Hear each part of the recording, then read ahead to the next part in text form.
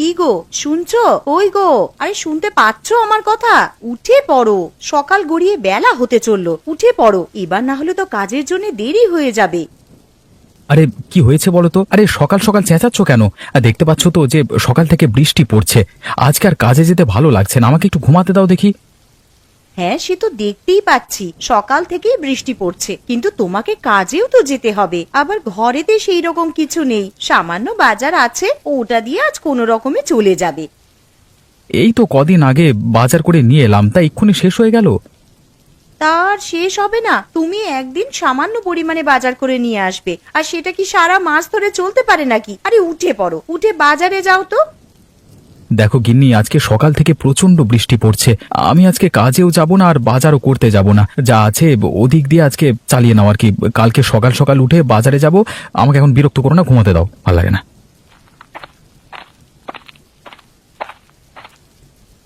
মা, ও মা, আমার প্রচন্ড খিদে পেয়েছে, কিছু খেতে দাও। এই তো সোনা, রান্নাঘরে কয়েকটা আলু ছিল, তাই দিয়ে আলুর তরকারি রান্না করতে বসিয়ে এসেছি। আর কিছুক্ষণ অপেক্ষা কর, তরকারি হয়ে গেলেই খেতে দিচ্ছি তোমাকে, কেমন? ঠিক আছে মা, তাহলে রান্নাঘরে গিয়ে বসে অপেক্ষা করি, তরকারি হলেই খেয়ে নেব। হ্যাঁ সোনা, তুই যা, গিয়ে আগে হাত পা ধুয়ে নে, তারপর রান্নাঘরে খেতে আসবি।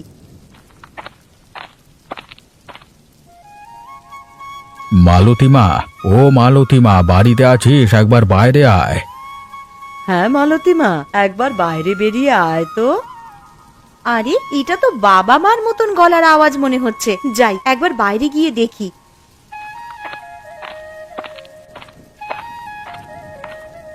আরে তোমরা হঠাৎ করে আমাদের বাড়িতে চলে এলে, আবার এই ঝড় বৃষ্টির দিনে? হ্যাঁ রে মা, চলি এলাম এই বৃষ্টির দিনে। বাড়িতে বসে বসে আর ভালো লাগছিল না, তাছাড়া আবার সকাল থেকে বৃষ্টি পড়ছে। তোর মাকে বললাম যে মেয়ের বাড়ি থেকে ঘুরে আসবে, তোর মা একেবারেই রাজি হয়ে গেল, তাই চলে এলাম। সে তোমরা বেশ ভালোই কাজ করেছো আমাদের বাড়িতে চলে এসে। তা বলো, তোমরা কেমন আছো? শরীর টরীর ভালো আছে তো? কেমন আর থাকবো রে মা, ঠাকুরের অশেষ কৃপায় বেশ ভালো রকমই দিন কেটে যাচ্ছে। তা তোরা কেমন আছিস বল? আমরাও খুব ভালো আছি মা। আরে দাদুন, দিদুন, তোমরা কেমন আছো? দিদি ভাই, খুব ভালো আছি। আর এই নাও, তোমার জন্য মিষ্টি নিয়ে এসেছি। আহ বাবা, তোমরা আবার এইসব আনতে গেলে কেন? জানো তো তোমার নাতনি কেমন মিষ্টি পেলে আর কিছু চায় না, আরে এত মিষ্টি খেলে শরীর খারাপ করবে তো। তা আনবো না? আমার 5টা নয়, 10টা নয়, একটা মাত্র নাতনি, তার জন্য তো এতটুকু করতেই পারি। আর কটা হাঁস এনেছি, আর এই থলের মধ্যে কিছু জিনিস আছে, ঘরে নিয়ে চলো। ও মা, তোমরা আবার হাঁস আনতে গেলে কেন গো? কেন রে, বিয়ের আগে তুই তো হাঁস পুষতে ভালোবাসতিস, তাই নিয়ে এলাম। ঠিক আছে ঠিক আছে, পরে কথা বলবো, তোমরা এখন ঘরে চলো, বাইরে প্রচন্ড বৃষ্টি পড়ছে।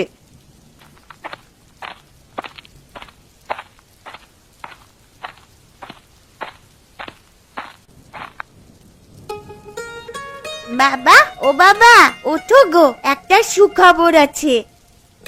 আবার কি হলো রে মা? আমাকে কি তোরা একটু শান্তিতে ঘুমাতে দিবি না? আরে একদিন একটু কাজে ছুটি নিলাম, তাও দেখছি আরামে ঘুমাতে পারবো না। তা বল কি হয়েছে? বাবা জানো, আজ দাদু আর দিদুন আমাদের বাড়িতে এসেছে। হ্যাঁ, সে কি রে? তা কখন এলো? এই তো বাবা, তুমি যখন ঘুমিয়েছিলে তখনই দাদু আর দিদুন আমাদের বাড়িতে এসেছে। দাদু আর দিদুন ওই ঘরে বসে আছে। একে বৃষ্টির জন্য কাজে যেতে পারিনি, পকেটে সেরকম পয়সা নেই, আবার শ্বশুর শাশুড়ি চলে এলো, এখন দেখছি পকেটে যেটুকু টাকা ছিল সেই সমস্ত টাকাই ফাঁকা। বাবা, তুমি ওই ঘরে যাবে? আমি চলে গেলাম, তুমি এসো। হ্যাঁ রে, চল মা।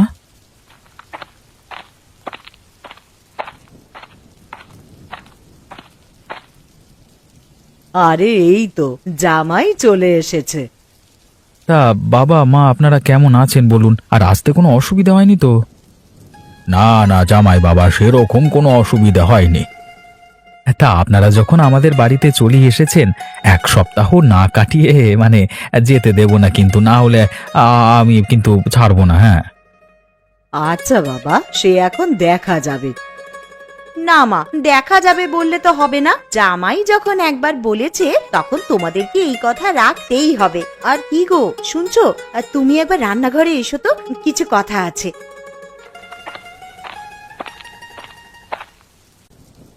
যাও, তোমার শ্বশুর শাশুড়ি এসেছে, তাদের জন্য দোকান থেকে কিছু বাজার করে নিয়ে এসো।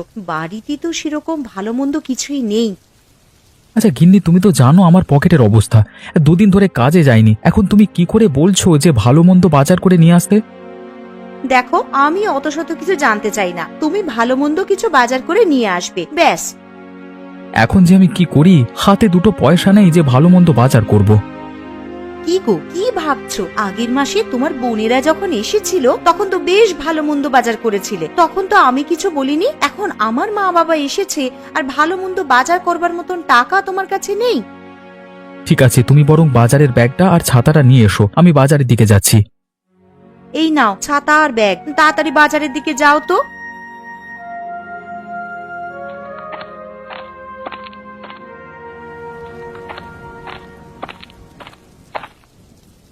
আরে মালতী, জামাইকে দেখলাম হাতে ব্যাগ নিয়ে মাথায় ছাতা দিয়ে বাজারের দিকে যাচ্ছে। তুই এই বৃষ্টির দিনে ওকে বাজারে কেন পাঠালি রে?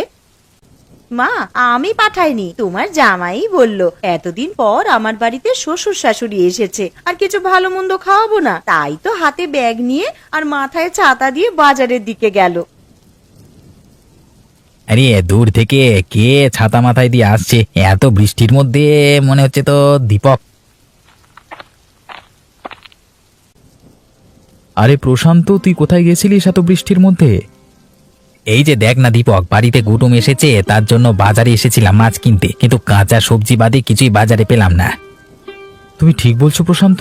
আরে আমার বাড়িতে তো শ্বশুর শাশুড়ি এসেছে, আমার বউ আমাকে পাঠালো কিছু ভালো মন্দ বাজার করবার জন্য। হ্যাঁ, তুমি বলছো কাঁচা সবজি বাদে আর কিছু নেই বাজারে? হ্যাঁ রে দীপক, আমি ঠিকই বলছি। আরে তোর পিসিমার বাড়ি আমাদের পাশেই তো, ওনার খুবই শরীর খারাপ, তুই একবার গিয়ে দেখে আয়, বুঝলি? হ্যাঁ রে প্রশান্ত, আমিও শুনেছি পিসিমার শরীরটা খারাপ। দেখতে যাব করে আর যাওয়া হয়নি, মানে যেতে হবে, বুঝলি? হ্যাঁ তুই যা, আর বাজারে তো ভালো মন্দ কিছু বসেনি, তুই একবার পিসিমার বাড়ি ঘুরে যা, বুঝলি? ঠিক আছে, আমি এখন আসছি। একবার বাজারে গিয়ে কাঁচা সবজি কিছু কিনি, তারপর পিসিমার বাড়িতে গিয়ে একবার পিসিমাকে দেখে আসবো।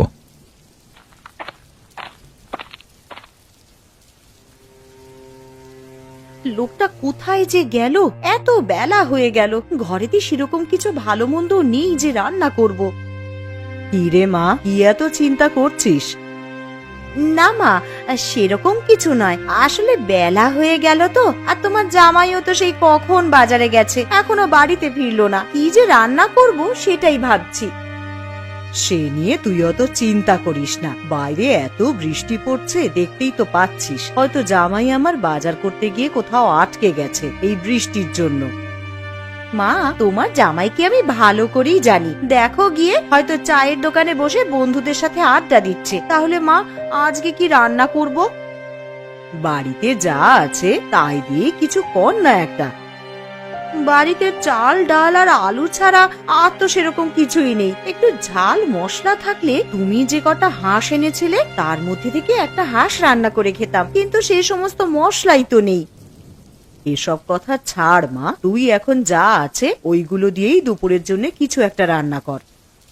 আচ্ছা মা, ঠিক আছে, তুমি বরং বসার ঘরে গিয়ে একটু বিশ্রাম নাও, আমার রান্না হয়ে গেলেই তোমাদেরকে ডাকবো খাওয়ার জন্যে।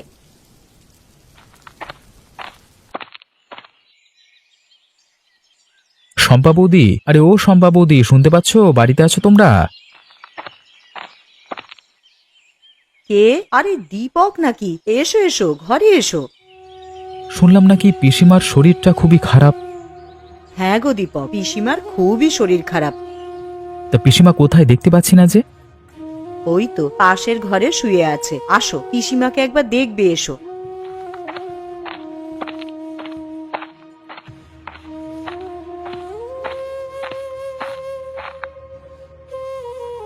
পিসিমা, ও পিসিমা, কেমন আছেন?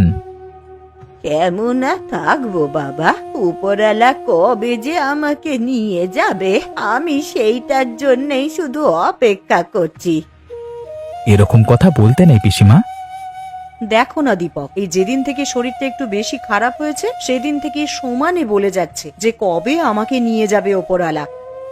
আচ্ছা বৌদি, দাদা তো শহরের বাইরে কাজে আছে, তা দাদাকে চিঠি পাঠিয়ে বলেছো যে পিসিমার শরীর খারাপ? হ্যাঁ দীপক, আমি কালকেই চিঠি পাঠিয়েছি, তবে তোমার দাদাকে ছুটি দেবে কিনা তা বলতে পারছি না। কেন ছুটি দেবে না? কর্মচারীদের ভালো মন্দ তো কোম্পানির দায়িত্ব নেবে, তাই না? আচ্ছা দীপক, একটা কথা বলবো, রাখবি? হ্যাঁ বলো পিসিমা। মরার আগে আমার একটা ইচ্ছে ছিল যে হাঁসের মাংস খাবো, তুই কি আমায় করে খাওয়াবি রে? অবশ্যই পিসিমা, খাওয়াবো না কেন? পিসিমা ভাইপোর কাছ থেকে এতটুকু আবদার করেছে, আর ভাইপো সেটা করবে না? আমি কালই তোমার জন্য হাঁসের মাংস রান্না করে নিয়ে আসবো। আচ্ছা দীপক, ঠিক আছে। তাহলে আজকের মতো আসি বৌদি। হ্যাঁ, বেলা গড়িয়ে দুপুর হয়ে গেল, এবার বাড়ির দিকে যেতে হবে। দুপুরে দুমুঠো খেয়ে গেলে হতো না? না গো বৌদি, বাড়িতে আমার শ্বশুর শাশুড়ি, আমার বউ সবাই মিলে আমার জন্য অপেক্ষা করছে। আমি আজকের মতো আসছি। হ্যাঁ, আবার পরে একদিন এসে খাবো।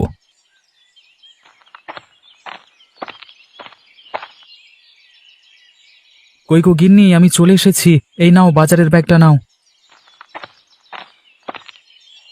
এই যে মহারাজের আসার সময় হলো এতক্ষণে, তা বলি বাড়িতে কি রান্না হবে সে বিষয়ে আপনার কিছু হুঁশ ছিল? আরে গিন্নি, রাগ করছো কেন? আমি একবার পিসিমার বাড়িতে গেছিলাম। তা পিসিমার বাড়িতে হঠাৎ গেলে কেন?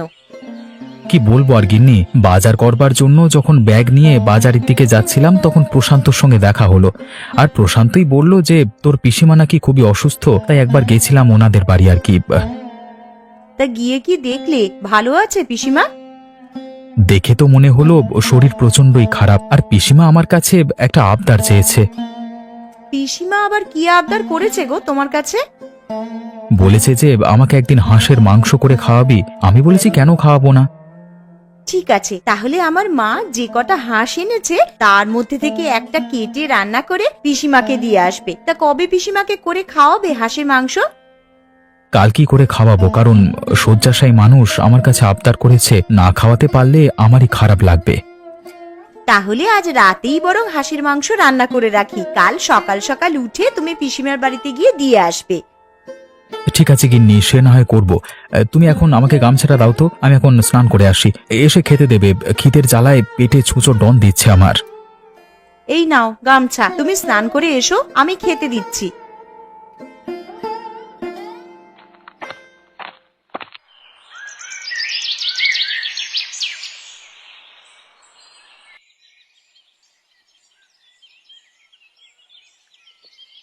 গিন্নি, তোমার মা আর বাবার খাওয়া হয়ে গেছে তো? হ্যাঁ গো, মা বাবার খাওয়া হয়ে গেছে, আর মেয়েটারও খাওয়া হয়ে গেছে। ওরা তিনজনে মিলে এখন ঘুমাচ্ছে। দীপক, আরে ও দীপক, আছিস নাকি বাবা ঘরে? আরে দেখো, তোমার নাম ধরে কে যেন বাইরে থেকে ডাকছে মনে হচ্ছে। আরে হ্যাঁ তো, এটা তো পিসিমার গলার স্বর বলে মনে হচ্ছে, কিন্তু উনি তো শয্যাশায়ী, উনি আমার বাড়িতে কি করে আসবেন? কিন্তু এটা তো পিসিমার গলার আওয়াজই মনে হচ্ছে গো। আচ্ছা চলো বাইরে গিয়েই দেখি। আরে পিসিমা, তুমি এখানে কি করে এলে? আরে তোমার তো প্রচন্ড শরীর খারাপ, তুমি তো দাঁড়াতে পর্যন্ত পারো না। আরে আমি পুরো সুস্থ হয়ে গেছি রে।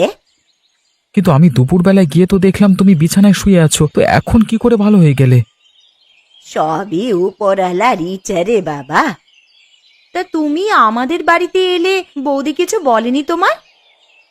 না না, কিছু বলেনি আমায়। তোমার বৌদি শুধু বলল যে সাবধানে যাবেন, আর দীপক হাঁসের মাংস খাওয়াবে বলল, তাই আর লোভ সামলাতে না পেরে চলেই এলাম।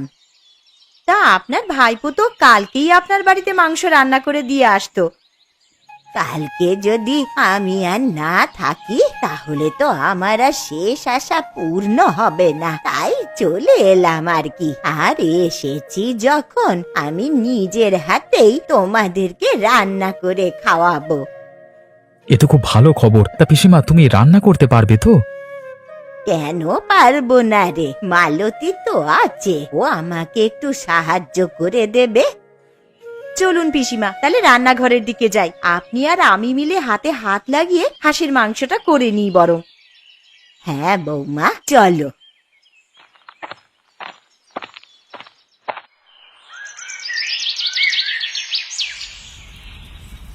তাহলে হাঁসের মাংস তো রান্না হচ্ছেই, তা তার সাথে খাওয়ার জন্যে কি করা হবে বৌমা?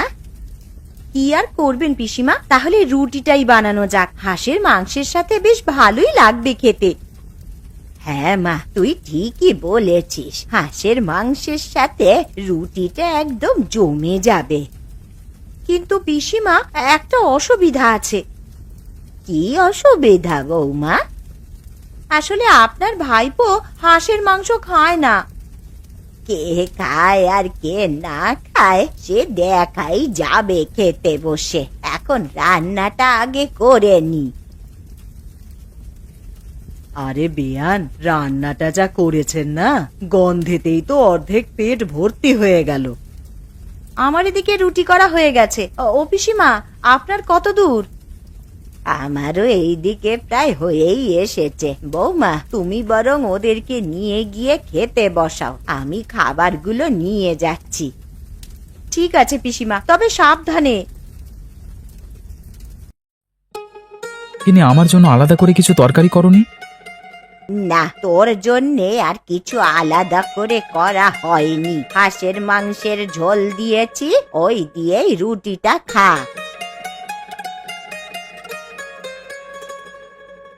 এ কি পিসিমা, এ তো দেখছি হাঁসের মাংসের প্রচুর স্বাদ। আমি আগে জানলে এই মাংস ছাড়া আর কিছুই খেতাম না। সত্যি পিসিমা, তোমার হাতে জাদু আছে বলতে হবে। বলেছিলাম না বৌমা, কে খায় আর খায় না সেটা তুমি দেখে নেবে। সত্যি পিসিমা, আপনার হাতে জাদু আছে। যে কিনা হাঁসের মাংস ছুঁয়েই দেখতো না, তার কিনা এখন হাঁসের মাংস ছাড়া আর কিছুই খেতে ভালো লাগছে না। তাহলে পিসিমা, এখন তো রাত হয়ে গেছে, আর এখন বাড়িও যেতে পারবে না, কালকে সকালেই যেও। ঠিক আছে বাছা, আজ তোদের বাড়িতে থেকে কাল সকাল সকাল আমি বাড়ি চলে যাব।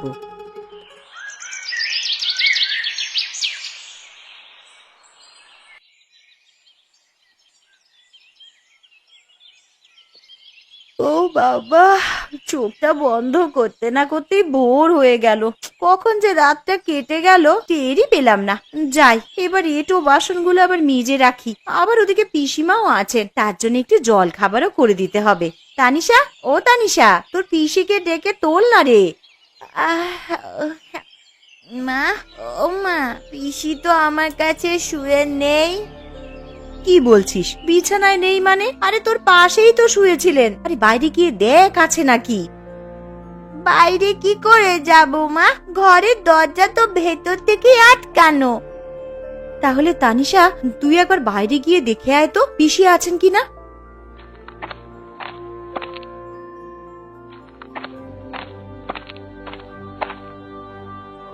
মা, পুকুর ঘাট আমবাগান সবই তো দেখে এলাম, কই পিসিকে তো দেখতে পেলাম না। কি গো, শুনছো? আরে কই গো, তাড়াতাড়ি ওঠো, পিসি কোথায় যেন চলে গেছে, ঘরে নেই। তুমি গিয়ে একটু দেখো না। চলে গেছে মানে? কোথায় আবার যাবে? ঘরের দরজা তো ভেতর থেকেই বন্ধ ছিল, পিসি দরজা দিয়ে বের হবে কি করে? এ কি সর্বনাশ হলো আমার! কই গো, তুমি একবার পিসিমাদের বাড়িতে গিয়ে দেখে এসো না, উনি বাড়ি চলে গেছেন কিনা। হ্যাঁ হ্যাঁ, তুমি ঠিকই বলেছ, আমি একবার পিসির বাড়িতে গিয়ে দেখে আসি। আরে দূর থেকে ওটা কে যেন এদিকে আসছে, দেখে তো মনে হচ্ছে প্রশান্ত। যাই, একটু সামনে গিয়ে দেখি।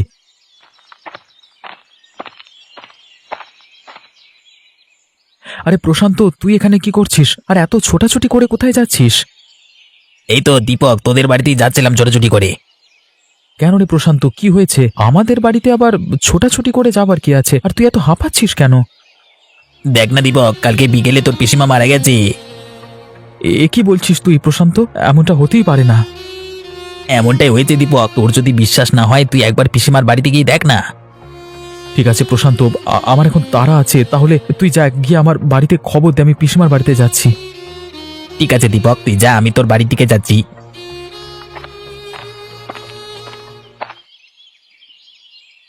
এ কি, বাড়ির সামনে এত ভিড় কেন? তাহলে প্রশান্ত যেটা বলেছে সেটা কি সত্যি?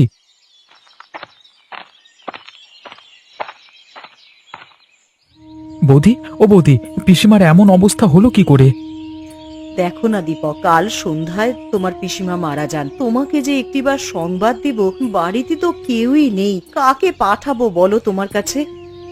কালকে সন্ধে মারা গেছে বৌদি, তুমি ঠিক বলছো তো?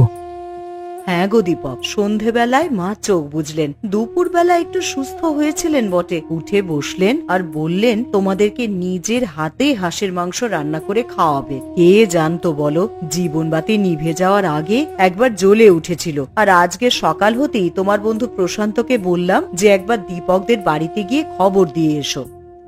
যদি সন্ধেবেলাতেই পিসিমা মারা যায়, তাহলে কালকে আমাদের বাড়িতে পিসি হাঁসের মাংস খেতে যায়নি, তাহলে কে গিয়েছিল? হয়তো পিসিমার আত্মা তার শেষ আশাটা পূরণ করতে গিয়েছিল।